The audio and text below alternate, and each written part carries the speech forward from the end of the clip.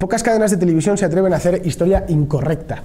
Una de ellas es Mi Tierra Televisión, que es de la isla de Tenerife y que se ha interesado por el Che Guevara, que es un tema del que yo más o menos conozco algo y escribí un libro. Es un libro que ha tenido relativo éxito y ha generado relativa polémica. Agradezco a la valentía de los redactores y los productores de Mi Tierra Televisión que se pueda decir esto con imágenes.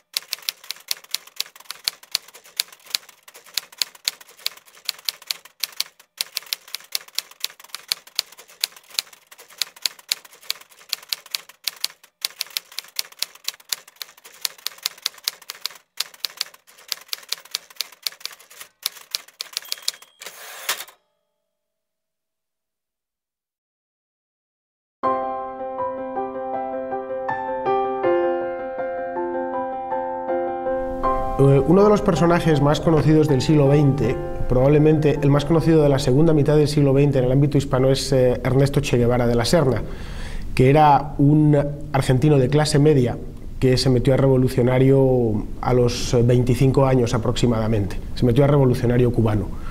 Su vida es un misterio para la mayor parte de la gente que lo lleva en la camiseta, y muchos se piensan que es cubano, otros no saben de qué nacionalidad es, pero todos consideran que es un revolucionario o es el modelo de revolucionario. La realidad es muy diferente. La realidad es que el Che Guevara o Ernesto Guevara fue un argentino bonaerense o criado en Buenos Aires. Él nació realmente en Rosario, nació por casualidad prácticamente y de accidente. Sus padres eran bueno, dos argentinos de clase media alta, en concreto su padre casi de clase alta, que bueno, el argentino de la época, de los años 30 y 40, en aquella época Argentina era un país muy próspero, donde emigraban muchos españoles, donde emigraban italianos y demás, era un país rico, y donde había grandes oportunidades de triunfar en la vida. El Che Guevara, por lo tanto, o Ernesto Guevara, pudo hacerse médico. Eso es lo que mucha gente no dice. Es decir, tuvo las oportunidades suficientes, el tiempo suficiente y la renta suficiente como para estudiar. Ingresó en la Facultad de Medicina de Buenos Aires y allí empezó a estudiar medicina, que es lo que quería ser. Él era alérgico al polen y tenía asma, un asma persistente, y quizá estudió medicina para buscarse a sí mismo la cura, ¿no? Tenía ataques continuos, eso fue una constante, quizá su principal y casi único problema de salud fue el asma. En la universidad fue un estudiante normal, ni bueno ni malo, ni brillante ni pésimo, no iba mucho a clase y aprovechó mientras estudiaba la carrera para, con un amigo que se llamaba Alberto Granados, hacer un recorrido en moto por América Latina, que era uno de sus sueños. En principio como aventureros, no tenían ni conciencia social, ni estaban ideologizados, ni nada de nada. Hace poco una película americana inmortalizó este viaje, que se llama Diarios de motocicleta, en el que los dos amigos salieron de Buenos Aires, cruzaron la Argentina de este a oeste, pasaron hasta Chile y desde allí, bueno, allí se les estropeó la moto y demás, y siguieron el resto del camino haciendo autostop, colándose en un barco, etc. Y subieron hasta Colombia. En aquel entonces Colombia era un país muy revuelto, más o menos como ahora, ¿no? Lo único que era bastante más rico que ahora. En Colombia, de Colombia pasó a Venezuela y desde allí volvió a Buenos Aires. Él era pues nada, un simple aventurero de una familia más o menos rica, que podía permitirse ese tipo de cosas. Es decir, no era un indio de Bolivia angustiado por la pobreza, ni explotado, ni nada parecido. Al volver a Buenos Aires continuó estudiando la carrera, pero no estaba muy motivado. Él realmente lo que quería, pues como cualquier joven mínimamente inquieto, era pues tener aventuras, conocer el mundo, etc. Y empezó otro viaje y volvió a recorrer Latinoamérica. Esta vez llegó hasta Centroamérica, y a partir de ahí en Centroamérica su destino cambió. En Honduras, bueno, que también era un país revuelto, el año que llegó él se produjo el derrocamiento de un presidente que se llamaba Jacobo Arbenz, que era un presidente socialdemócrata, que tenía un programa de reformas, bueno, más o menos suave, pero que incendió las mentes de los jóvenes latinoamericanos de la época, porque consideraban a Arbenz como el enemigo de los Estados Unidos. Toda la panoplia de idioteces propias de la izquierda latinoamericana, la empanada mental que ha sido, bueno, y que sigue siendo imperante en Latinoamérica, sobre que el socialismo les iba a liberar, sobre lo que tenían que hacer los latinoamericanos era básicamente no copiar a los Estados Unidos para desarrollarse, lo cual se ha demostrado letal, porque los países de Latinoamérica no solo son más ricos que hace 50 años, sino que son más pobres. A partir de ahí, a partir de su experiencia en Honduras, que conoce a una comunista peruana, que fue su primera mujer, el Che Guevara se empieza a radicalizar. Empieza a leer a Marx, o le empiezan a contar a Marx, empieza a frecuentar ciertos círculos y nada, pues, se convierte en algo parecido a un comunista, no propiamente un comunista. También hay que tener en cuenta la época, estamos hablando de mediados de los años 50, o principios de los años 50, mejor dicho, que es una época en la que el comunismo se daba como algo irreparable, es decir, era el futuro de la humanidad, y realmente las democracias liberales iban a morir más tarde o más temprano. Entonces, Ernesto Guevara, que por aquel entonces tenía poco más de 20 años, pues dijo, vale, pues lo irremediable es el socialismo, pero lo mismo decían jóvenes en Inglaterra, en Estados Unidos y en muchos países de Occidente, y llegará más tarde o más temprano. Hay, por ejemplo, en su camino hacia Honduras, pasando por Costa Rica, él ya escribía, no era un gran escritor, pero ya escribía y tenía mucha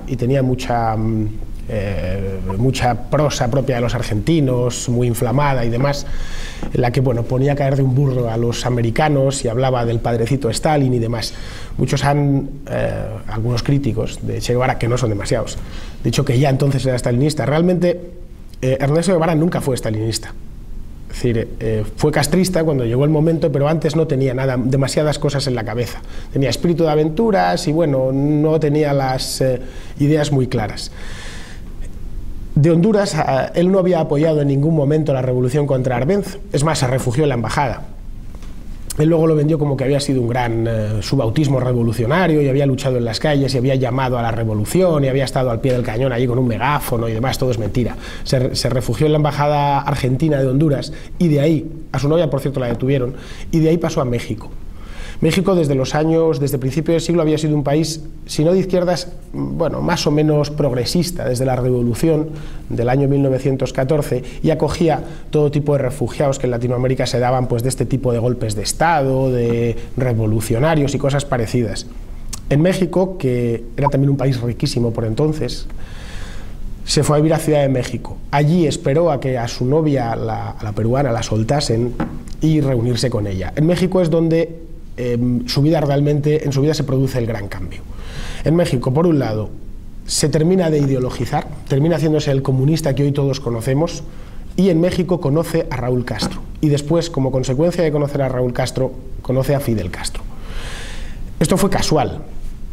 Entre tanto, mientras el Che Guevara había estado viajando por América, insultando a los americanos en Costa Rica y demás, en Cuba, que era una isla riquísima que había en el Caribe, había habido un golpe de Estado. Bueno, era un país pues tan inestable como todos los del entorno, ¿no? Cuba era un país básicamente poblado por españoles o emigrantes españoles, realmente próspero, vivía sobre todo del azúcar y del tabaco. Era, según he leído, creo que la tercera economía de América, hoy creo que es la última o la penúltima. Entonces, el problema que tenía no era tanto económico como político. En Cuba había una dictadura de un sargento taquígrafo que había llegado al poder a través de un golpe de Estado que se llamaba Fulgencio Batista. En el año 1956 no era muy bien recibido, pero tampoco es que hubiese una rebelión masiva contra Batista. Era más en ambientes universitarios y demás.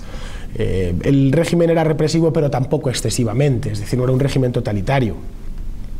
Era una dictadura sin más, típica dictadura latinoamericana con un régimen corrupto, una élite dictatorial básicamente militar que procuraba llevarse todo el dinero que pudiese, que controlaba el ejército y poco más. No era a pesar de todo lo que se ha dicho, la tiranía de Batista, la brutal dictadura de Batista, no hay nada de eso, es decir, era una dictadura sin más. Si cogían a alguien que intentaba dar un golpe de Estado, le detenían. Fidel Castro fue uno de ellos. Fidel Castro se levantó en el año 1956, se levantó para dar un golpe de Estado en un cuartel que se llamaba el cuartel de Moncada. Eran realmente dos cuarteles, el de Bayamo y Moncada, y aquello fue un sainete militar. Es decir, intentaron tomar el cuartel, no pudieron, al final Castro salió corriendo. El gobierno de Batista le detuvo y lo metió en una cárcel en la isla de Pinos. Fue una estancia carcelaria privilegiada, según parece. Es decir, hay fotografías que lo atestiguan. Estaba también, él mismo lo dice, que bueno, comía ahí espagueti con berberechos y cosas por el estilo, ¿no? Y llegado un punto, le sacaron del país, le deportaron, y él se fue a México, donde ya estaba su hermano. Y cierto ambiente de cubanos exiliados del régimen de Batista que vivían o en Ciudad de México o en Miami, que es donde han terminado los exiliados del castrismo. Allí Che Guevara, que estaba se movía en esos círculos, conoció a estos dos. Y Fidel Castro, que era un iluminado y ya lo era por entonces, concibió un plan definitivo para derrocar a Batista, que era armar una pequeña guerrilla desde México, desde el Yucatán, embarcarla en un yate, en un barco, cruzar el Caribe hasta Cuba, allí desembarcar y hacer frente con unos pocos hombres al ejército de Batista, al ejército cubano. La cosa era de locos, solo planteársela, ¿no? Es decir, cómo unos pocos estudiantes de Derecho, estudiantes de Medicina, 4 jovenzuelos podían hacer frente a un ejército que, tampoco es que fuese muy poderoso, pero no dejaba de ser un ejército con mandos, etc. La cosa es que todos le creyeron, empezando por el Che Guevara y siguiendo por su hermano y por todos los primeros revolucionarios. Compraron un yate que se llamaba Granma. El origen del nombre Granma viene de que había sido antes propiedad de un norteamericano, y Granma en inglés significa abuela o abuelita, y empezaron a entrenarse. Entre ellos había incluso un español, entre los que entrenaron, un español que había sido republicano en tiempos de la Guerra de España y que ayudó a entrenarles y demás. Casi se puede decir que este hombre era el único que sabía en aquello, ¿no? Y que porque tenía experiencia de guerra, básicamente. Fidel Castro estaba convencido de que según llegase a Cuba iba a triunfar, de que el pueblo le iba a apoyar y que iba a ser un paseo militar aquello hasta La Habana. La cosa es que aceleraron los trámites porque el gobierno de México estaba a mosca. Es decir, una cosa es que acogiese exiliados o exiliados políticos de otros países de Latinoamérica, y otra bien distinta es que permitiese que se organizasen golpes de Estado en su propio país. Entonces el gobierno mexicano no quería verse envuelto en conflictos con Batista, como es lógico, ¿no? Eran dos países, países hermanos y demás, muy cercanos, con muchos contactos, etcétera, ¿no? Es como si hoy, por ejemplo, hubiese un grupo de anticastristas organizando en México DF, el derrocamiento del castrismo, ocasionaría un problemón inmenso, ¿no? La cosa es que les detuvieron, hubo una redada policial, les detuvieron, les soltaron, por supuesto, y Castro ya se impacientó. Hizo una lista de guerrilleros, entre los que estaba el Che Guevara, que no entraba como comandante, entraba primero no era cubano, pasó para empezar, y entraba como médico de a bordo. Él realmente no era médico, no había terminado nunca la carrera de medicina, iba diciéndolo por ahí y demás, pero esto es un estudio que hizo Fernando Ordós en Estados Unidos hace unos años, que realmente tiene mucho mérito por haberse metido en ello, pero que no tuvo gran dificultad. Fue simplemente pedir los títulos y los expedientes a la Universidad de Buenos Aires. Ese expediente desapareció y Ross lo que hizo fue hacer unos cálculos, cuántas asignaturas le quedaban y cuánto tiempo estuvo en Buenos Aires para terminarlas. Bien, de resultas de las investigaciones de Ross descubrió que realmente Ernesto Guevara jamás se licenció en medicina.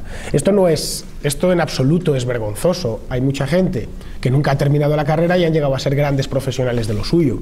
Hay grandes arquitectos que no son arquitectos, hay grandes médicos que no son médicos o que no han terminado la carrera de medicina y en cambio son muy buenos en lo suyo, por no hablar de periodistas, historiadores y demás. El problema es que Ernesto Guevara presumía de aquello, presumía de ser médico, incluso en sus viajes de juventud por América Latina pues iba diciendo que era experto en aquello o en lo otro, lo cual, bueno, yo no sé si culpar solo a la juventud o a que realmente era un presumido. Él se metió como enfermero o médico de la expedición. En el Granma se hacinaron todos como pudieron, eran unos 80 aproximadamente, y salieron hacia México. La expedición en sí era suicida, porque el Caribe, aunque es un mar más o menos calmo, pues puede venir un temporal o un huracán y llevarse un yate que era pues un yate, es decir, nada, no era un barco de gran calado, ni que pudiese aguantar en la alta mar, ni nada de eso. Se metieron en el yate y al cabo de unos días llegaron al sur de la isla de Cuba, lo que es hoy el oriente cubano, vamos, en donde está la Sierra Maestra, al otro lado de la sierra. Desembarcaron, les vieron unos soldados y la emprendieron con ellos. Esa fue la revolución cubana, empezó en derrota. Empezó una derrota horrenda en la que murieron varios, los que quedaron heridos o casi heridos tuvieron que dispersarse por la costa y la sierra y después consiguieron reagruparse en la montaña. Y ahí es donde realmente empezó la odisea. El proyecto que tenían realmente era hacerse con el gobierno nada más llegar, cosa que no sucedió. Entonces tuvieron que improvisar sobre el terreno y atrincherarse en la sierra. La provincia de Oriente, o la Sierra Maestra, era y es la provincia más pobre de Cuba, donde realmente hay poco más que montaña, guajiros son campesinos pobres o empobrecidos que cultivan lo que hay en la tierra y nada más. No era una zona como Santiago de Cuba o La Habana o Pinar del Río, que son regiones muy ricas. Entonces allí lo primero que hicieron fue establecerse en zonas liberadas, que llamaban ellos, establecerse en áreas de la montaña donde el ejército no llegaba o no le apetecía llegar, porque claro, subir a por 4 revoltosos a 1000 metros de altura que estaban escondidos en la maleza y tal, tampoco Batista o los generales del ejército cubano no lo vieron como una amenaza. Bueno, estos son 4 locos que están ahí arriba con las barbas y tal y cual, y además son unos críos. No creo que más tarde o más temprano tendrán que bajar, o más tarde o más temprano caerán presa de una emboscada nuestra o lo que sea. El hecho es que no sucedió eso. Lo que sucedió es que se hicieron fuertes en la sierra. Y el Che Guevara empezó a construir su mito. Es decir, es cuando empezaron a llamarle, ya empezó a conocerse como Che. El mote se lo habían puesto en Centroamérica, porque, bueno, en argentino Che es una manera familiar de referirse a la gente. Es como decir en España tío o una cosa así. Y como era el único argentino entre tantos cubanos, pues le llamaron el Che Guevara. Empezó, bueno, pues a hacerse famoso no por sus remedios médicos, que la verdad es que de medicina aplicó poco, sino por lo implacable que era. La guerrilla se implantó en el sur de Cuba empezando a meter miedo a los campesinos, es decir, al que delataba su posición le metían 3 tiros, así de sencillo. El Che Guevara además el Che Guevara presume de ello en sus propios escritos, es decir, que la traición, lo que ellos consideraban traición, hay que partir del hecho que en realidad era una panda de maleantes, que de revolucionarios en principio no tenían nada, que se habían encaramado a la montaña, lo que en España conocemos como bandoleros, ¿no? Que pues unos que se creen, que hay hiperlegitimados, que se creen dueños del poder o que deben ser dueños del poder y que lo van a tomar por la fuerza y que controlan una zona montañosa o de difícil acceso, etc. Es decir, eso en un país civilizado no se aceptaría. Si mañana un grupo de revolucionarios o guerrilleros se encarama a los Pirineos o a Sierra Nevada o yo qué sé, al Teide y decide que ellos tienen que hacerse dueños de aquello mediante las armas, amenazan a los campesinos, etcétera, nos parecería intolerable, y nos parecería intolerable a nosotros, a los franceses, a los alemanes, etcétera. Lo que no entiendo es por qué lo aceptamos en Cuba hoy día, y nos sigue pareciendo la revolución cubana como algo perfectamente defendible. No eran los únicos que se oponían a Batista, que esto es otro de los mitos que ha construido el castrismo a lo largo de los últimos 40 años. Es decir, había revolucionarios, o mejor dicho, opositores en la propia Habana, entre ellos Echevarría, que murió víctima de un disparo de la policía, y había opositores en Miami. Es decir, y de hecho había un movimiento internacional en contra de Batista, porque era un dictador y porque los dictadores no le gustan a nadie, menos a sí mismos y a los que viven de ello. Castro tenía primero que descabezar a los opositores externos que no pertenecían a su movimiento, a su pequeño movimiento radical y aislado, y luego tenía que conseguir un área que le permitiese subsistir. Con los años, a lo largo del primer año, consiguieron hacerse con lo que es Sierra Maestra, pero sin llegar en ningún momento a tomar la capital, que era de la zona de Santiago de Cuba. Hacerse con Sierra Maestra. A base de, esencialmente, tomar pueblos. Cuando llegaban a un pueblo se quedaban con lo que tenían, las gallinas, las vacas, etcétera, se lo incautaban a los campesinos, a especie de impuesto revolucionario que había que pagar a la fuerza. Muchos campesinos no tenían mucha opción, o se unían a los guerrilleros o morían a manos de los guerrilleros, o peor aún, morían a manos del ejército pensando que estaba con los guerrilleros. Es decir, la idea de la situación del Guajiro era muy complicada. Más era por lo general gente analfabeta, sin demasiada cultura, que a dos arengas pues pensaba que realmente aquellos revolucionarios iban a hacerse con el poder mañana mismo, iban a acabar con todas las injusticias, que efectivamente las había y muy graves, sobre todo en Sierra Maestra. El movimiento fue creciendo, el gobierno de Batista estaba minado por dentro que ni los cubanos creían en él, ni ya los Estados Unidos a partir de 1957 creían en él. Es decir, empezó a ser un incordio y un enredo. El propio ejército no era efectivo, no valía para luchar en la sierra, pero tampoco para luchar en el llano.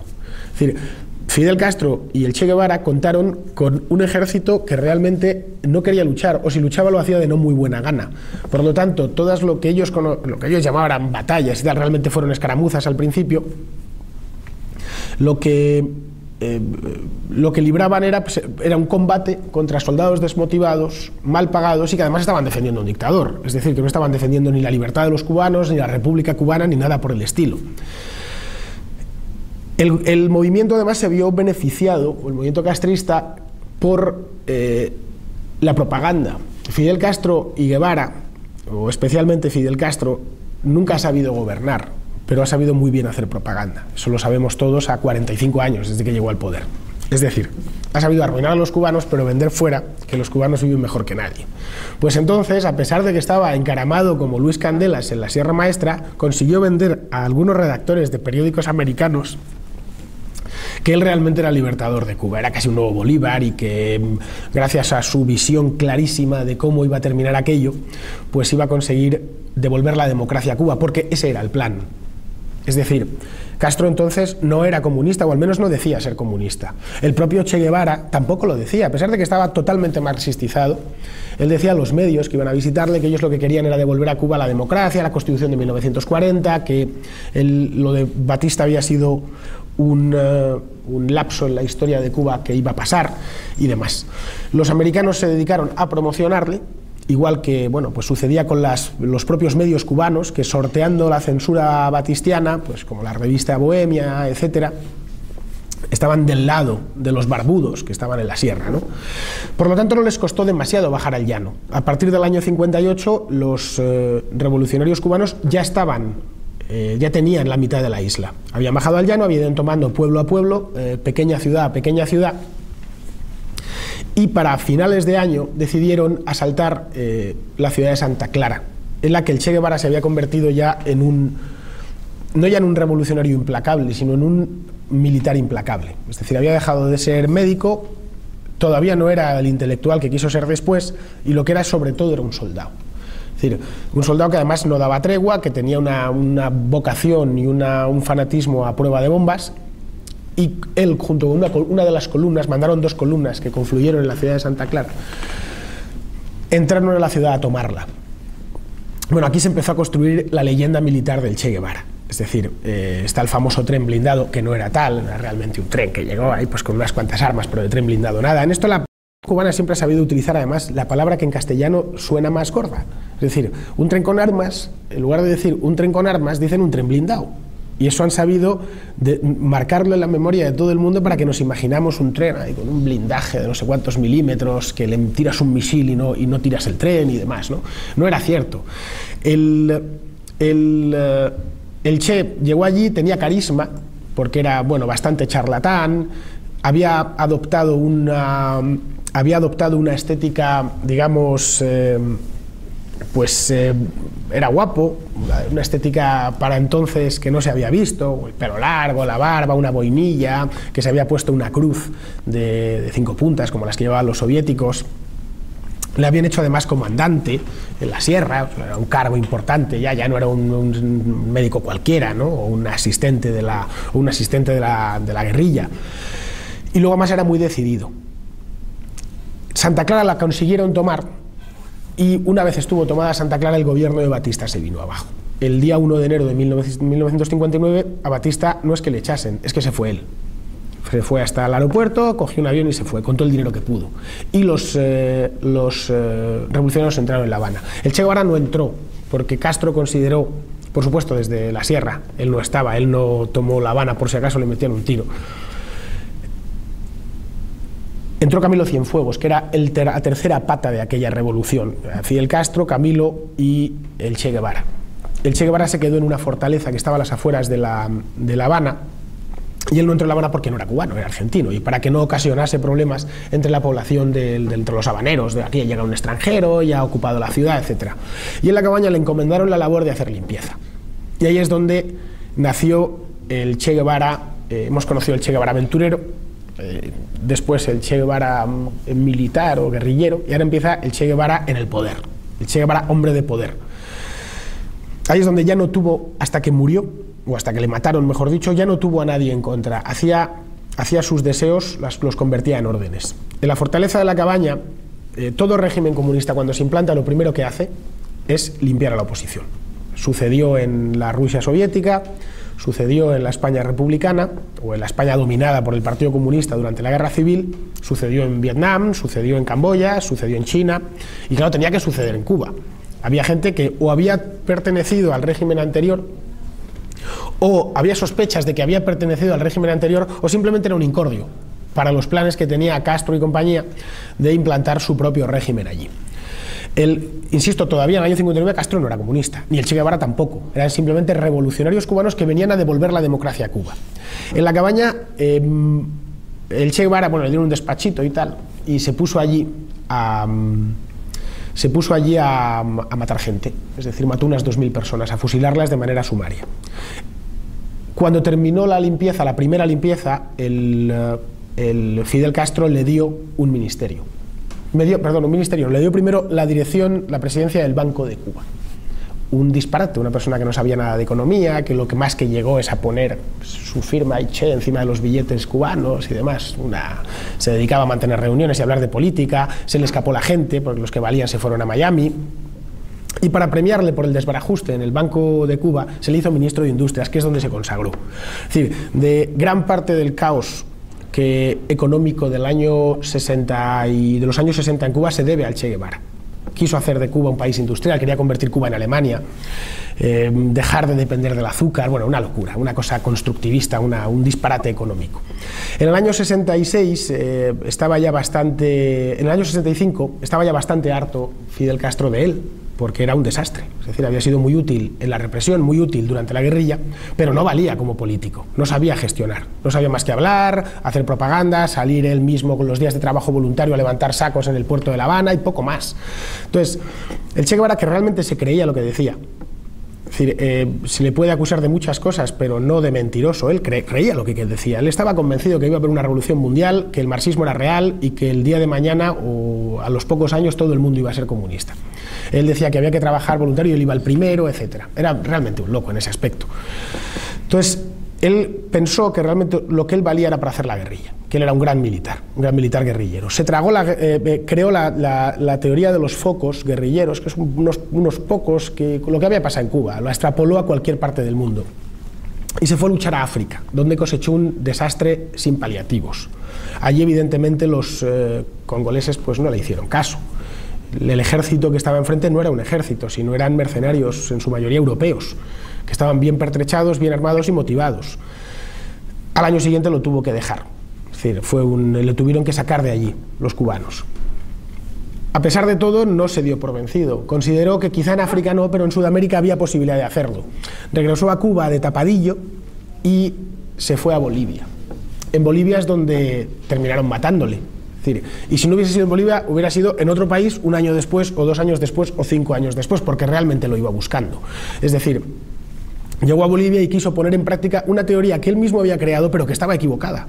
Y él no se había dado cuenta de aquello en el Congo. Y pensó que en Bolivia funcionaría. Llegó al interior de Bolivia, a la zona rural, con un grupo de bolivianos revolucionarios, pocos, y de cubanos revolucionarios, pues que estaban a sueldo de La Habana, etcétera, y empezó a hacer lo mismo que habían hecho en Cuba en los años 50. Es decir, llegar allí, establecerse, amenazar a los campesinos, incautarles las gallinas, etcétera. Eso los bolivianos no lo entendían. Es decir, culturalmente no eran afines a los guajiros cubanos. Y aparte no entendían muy bien aquello y por qué va a haber revolución. La cuestión es que no sintonizaron con los bolivianos, con los campesinos bolivianos, como sí lo habían hecho con cierta parte del campesinado cubano en Sierra Maestra. Y además el ejército boliviano estaba dispuesto a resistir, empezando porque el presidente de Bolivia era un presidente elegido democráticamente, no era un dictador, ni había una insatisfacción general con él. Al final, ni apoyo por parte de la gente de allí, ni apoyo por parte del ejército cubano, que no podía intervenir oficialmente, a pesar de que lo estaba haciendo oficiosamente, en una emboscada. Bueno, yo no llegó a ser ni una emboscada, estaban en el fondo de un barranco, salieron unos militares bolivianos que no estaban ni especialmente bien armados, ni iban con el arma, con el cuchillo en la boca, ni nada de eso. Simplemente le cogieron allí, lo detuvieron, y al presidente de Bolivia, que se llamaba Barrientos, pues claro, se encontró con una patata caliente en la mano. ¿Yo qué hago con este hombre? Este hombre es casi un mito, o por lo menos para el gobierno cubano es muy importante. Si yo le detengo, le tengo que detener, y le tengo que meter en la cárcel. Si le meto en la cárcel, me busco un problema internacional, sobre todo con estos que son tan traicioneros. Esto se convertiría en un peregrinaje de políticos de todo el mundo y no hasta que le soltase, y al final le terminaría soltando y me la volvería a armar. Lo otro es que mande su ejecución básicamente por insumisión armada. Es decir, una cosa que en muchísimos países es legal. Quien se levanta o se rebela contra el gobierno legítimamente constituido puede ser que le condenen a muerte. Entonces, lo que hizo fue quitárselo rápidamente. Antes de que se organizase un movimiento nacional de propaganda o internacional de propaganda contra eso, se lo llevó por medio. Es decir, mandó que le fusilasen. No, realmente le mató un sargento dentro de una habitación. Expuso el cadáver para que no hubiese dudas y ahí terminó lo suyo. Entonces es cuando nació el mito del Che Guevara. El Fidel Castro decidió que Ernesto Guevara podía ser, aunque sea solo por su aspecto, podía ser el componente ideal para afianzar, el componente ideal para afianzar los elementos propagandísticos de su régimen. Un componente además latino, sin necesidad de sacar a Marx o de sacar a Lenin, etcétera, poder sacar al Che Guevara, que además era como un cubano más, joven, le habían matado con 39 años, había sido víctima del imperialismo, tenía todos los componentes. Era guapo, gustaba a las mujeres, tenía una familia cubana con unos niños que se habían quedado huérfanos, etcétera, etcétera.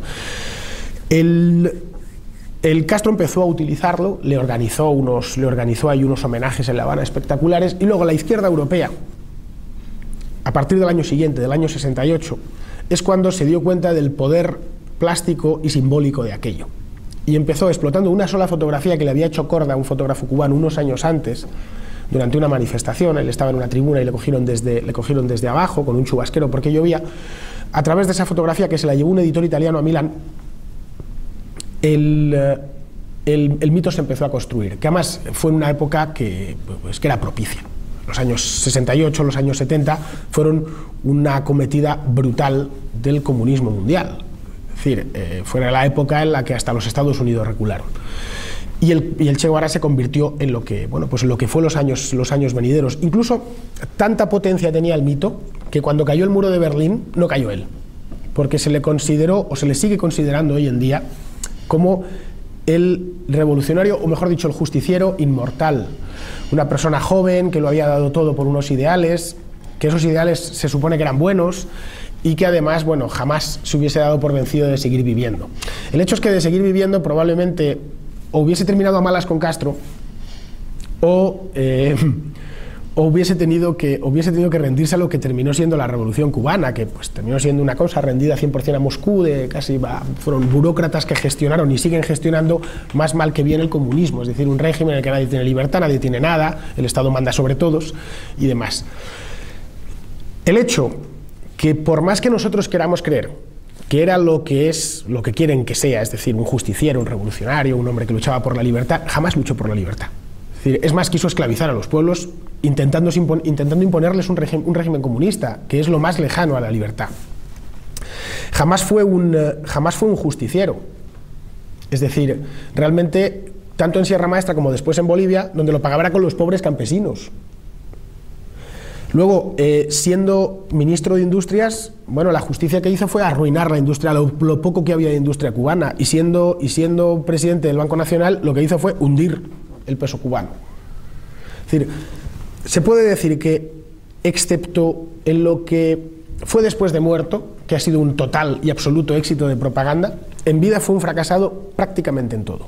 Fue un mal estudiante que no terminó la carrera, fue un aventurero que terminó, bueno, casándose con una mujer de la que no estaba enamorado y con la que tuvo una hija, y después casándose con otra de la que sí estaba enamorado y era por supuesto blanca, mientras que la peruana era medio india, y ahí se ve de dónde venía, es decir, un bonaerense o un argentino de clase media alta. Como militar no fue especialmente brillante, lo fue en Cuba con todo a favor. Es decir, la batalla de Santa Clara se puede decir casi que fue un combate amañado. Cuando el ejército no quiere combatir, pues es fácil vencerle. Pero en el Congo fue un desastre y en Bolivia otro más. Y como político, bueno, pues como político no hace falta decir mucho. Fue el responsable de prácticamente gran parte de la ruina de la economía cubana durante los 60. Y por último, como intelectual no fue tal cosa. Es decir, escribió unas cuantas cosas. Su obra más imperecedera no eran sus escritos sobre marxismo, que esos no valían nada. Su obra más imperecedera fue la teoría de los focos guerrilleros, que se ha demostrado mientras él vivía y después de que le matasen, se ha demostrado errónea. A pesar de todo, se sigue practicando, con consecuencias letales no para la estabilidad de esos países, sino para la vida de miles y miles de jóvenes que hoy en día siguen muriendo en Latinoamérica por culpa de una teoría errada formulada por este hombre, la de que a unos pocos muy decididos, emboscados en la selva, pueden realmente tirar un gobierno. Por lo demás, pues bueno, supongo que seguirá la gente llevándolo en las camisetas, en las banderas, seguirá apareciendo en las manifestaciones de la izquierda, porque a la vuelta de casi 100 años de la Revolución Rusa, a los comunistas o a la izquierda toda, lo único que le queda, a falta de gestión y a falta de méritos, lo único que le queda es propaganda, y el Che Guevara pues sigue siendo visual y sigue siendo atractivo.